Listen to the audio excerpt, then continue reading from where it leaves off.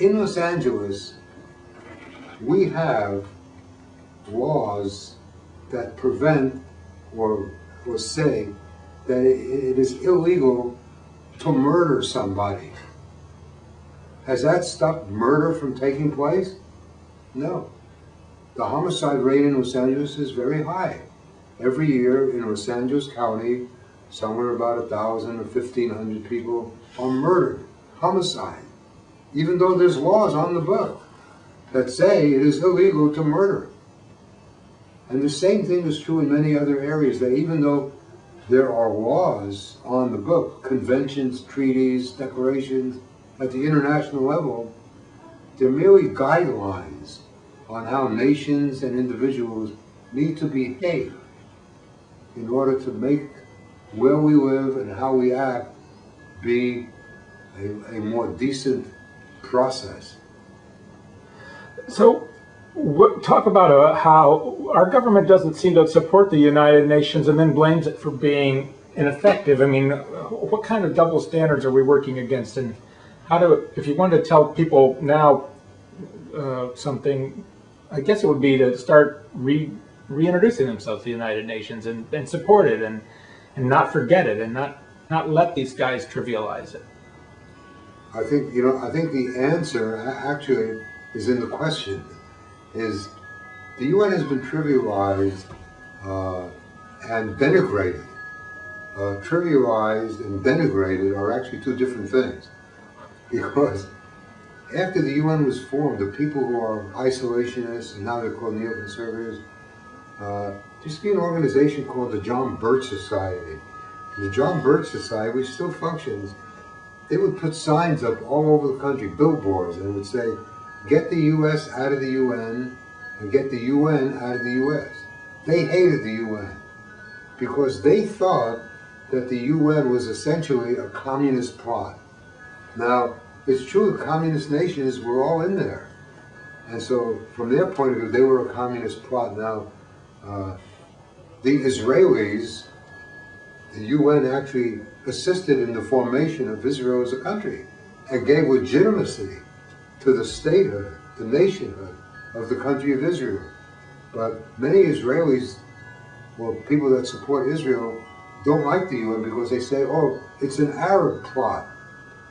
Now, many Arabs who are looking at what's going on at the UN, what they're saying is, no, it's really a Jewish plot. The Israelis have captured the UN, and it's an Israeli plot.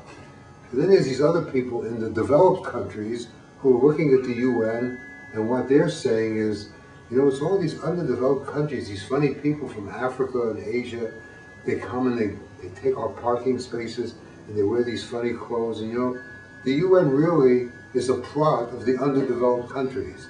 Now, the underdeveloped countries are looking at the UN, they say, shoot, you look at the UN, and you got all these rich countries, America, Britain, France, Germany, England. The UN is really a plot of the developed countries. So you have all these different people from their point of view who say, it's an Israeli plot, it's an Arab plot, it's a communist plot, it's a developed plot, it's an underdeveloped plot. And to some extent, it's all true. It's all these countries who are more concerned with their sovereignty and what happens with them than they are concerned about the global picture. And more as we head into new places on the calendar, we're finding that there is no such thing as total sovereignty. Global warming is multilateral. Disease, HIV/AIDS, malaria, TB is multilateral. The destruction of the oceans is multilateral. Hunger, extreme poverty is multilateral. Globalization has messed up the lives of millions of people all over the world. It's multilateral. At the same time, within the context of that multilateral stuff is the solution. Globalization, while it has created poverty amongst millions of people in the world, has also assisted millions of people to live a better life. globalization means cell phones. But the cell phones are cheap in the United States because there's a component in every cell phone that comes from the Congo, the Democratic People's Republic of the Congo, where people who work under almost slave conditions dig out this mineral that is used in everybody's cell phone. And if we pay them a decent wage, the price of cell phones in the United States would increase. But the level of hunger and poverty in the Congo would decrease. So there's a connection. The globalization has both a positive and a negative effect.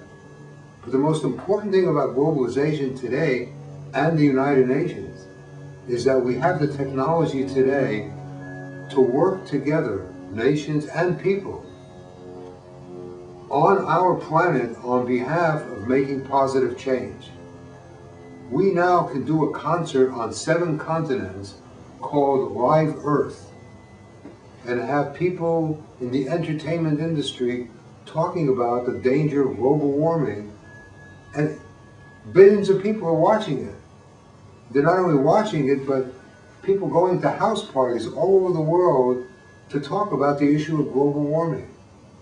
But people are also doing that about other issues, not just global warming, but also about poverty and about canceling the debt and about poor countries and about the humanitarian crisis that's taking place in Iraq. Talk about an humanitarian crisis. This is a country of only 25 million people. 4 million people have already left the country, either internally or externally, left their residences. 1 million are in Syria, 1 million are in Jordan, 750,000 in Jordan.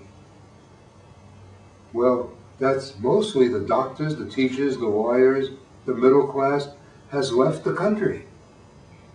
And who's going to take care of those people?